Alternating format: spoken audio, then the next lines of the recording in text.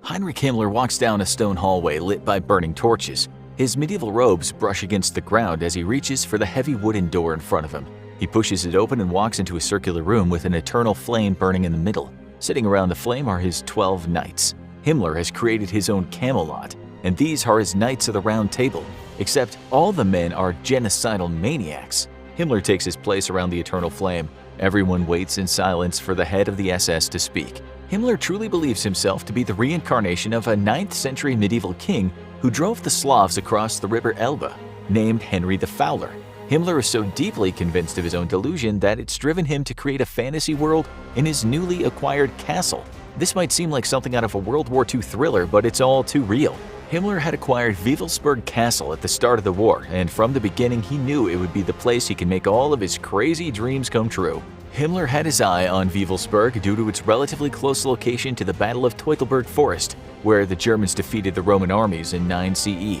His new castle was somewhat run down at the time of purchase, but that didn't stop the Nazi from signing a 100-year lease. Himmler had grand plans for Wewelsburg.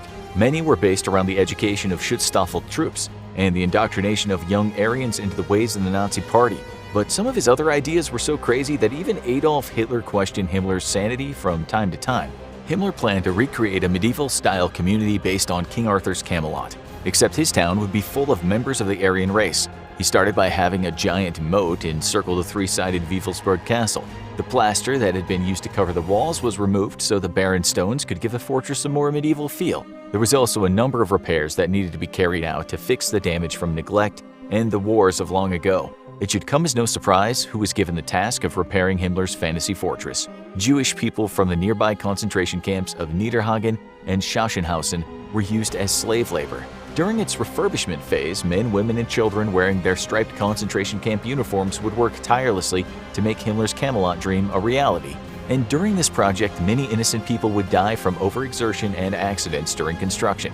Wewelsburg Castle would never be completely finished, since Himmler could only dedicate so much time to overseeing his dream project. Yet many people, including Hitler himself, did not know the extent to which Himmler's deep obsession with King Arthur and his legends went. This is why he had an actual round table constructed and appointed 12 SS Knights to sit around with him. It would have been here that Himmler and his Knights would discuss the murders of millions of innocent people. SS officials would debate which towns or cities needed to be decimated in order to make room for a German population to move in. Himmler and his Knights also discussed the mass genocide of anyone who did not fit the Aryan mold while meeting inside the walls of Wewelsburg. Basically, even though Himmler was trying to mimic King Arthur and his Knights of the Round Table, there was nothing chivalrous or heroic about what he was doing.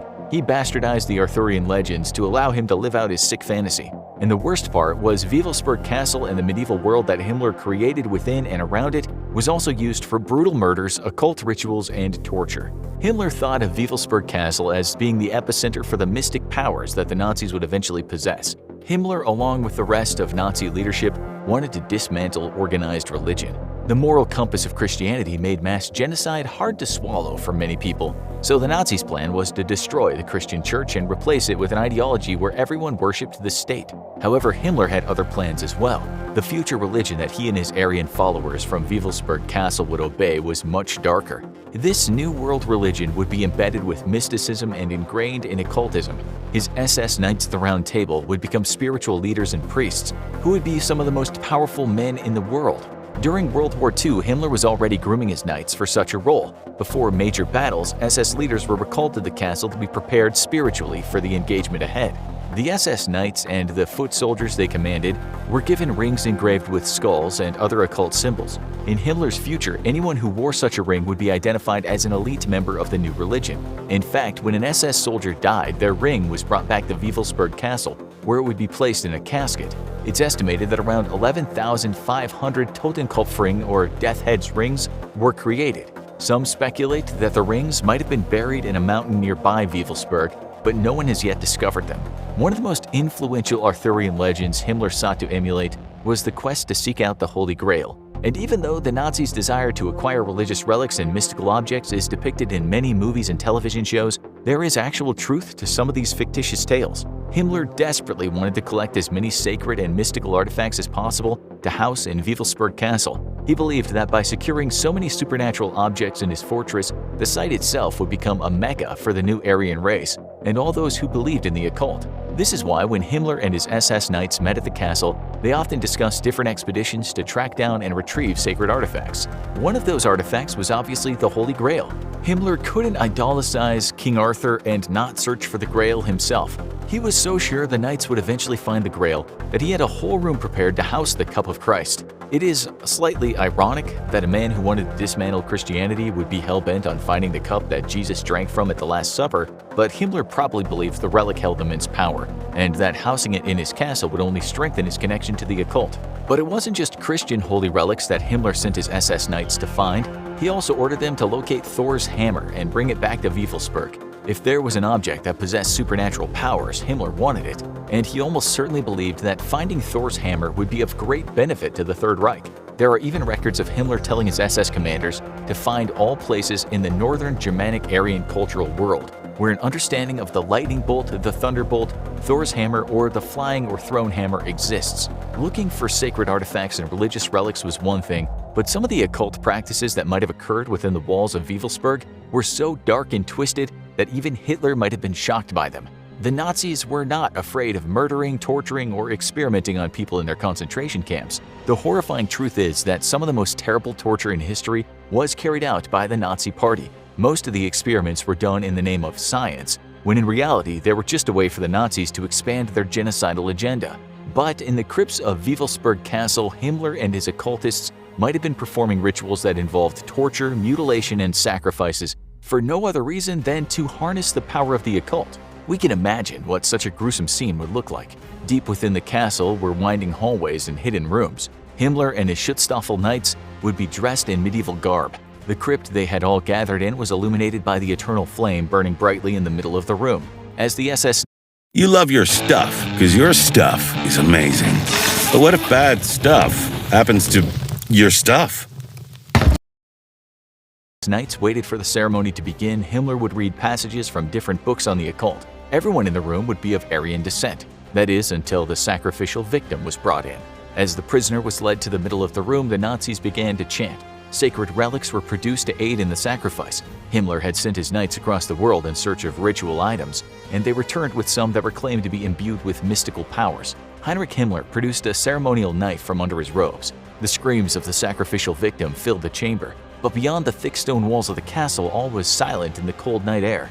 Unfortunately, as Allied forces advanced, most of the documentation kept in Wewelsburg Castle was lost when Himmler had the fortress destroyed. However, new diaries belonging to Himmler have recently been discovered. Historians are working through the material and will be publishing their findings in the near future. It is unknown what is exactly contained within the diaries, but perhaps we'll learn more about the dark events that took place within the walls of Wewelsburg Castle. In an almost unthinkable scenario where the Nazis had won the war, Himmler had big plans for his Aryan Camelot. He would have bolstered the forces of his SS Knights and increased expeditions to locate sacred objects. The extent to which Himmler invested some resources and his own time into creating the perfect Nazi version of King Arthur's Knights of the Round Table and Camelot shows how deeply invested the man was in his medieval fantasy. It's not out of the realm of possibilities that if the Nazis had won, Himmler would have made Wewelsburg Castle his permanent home.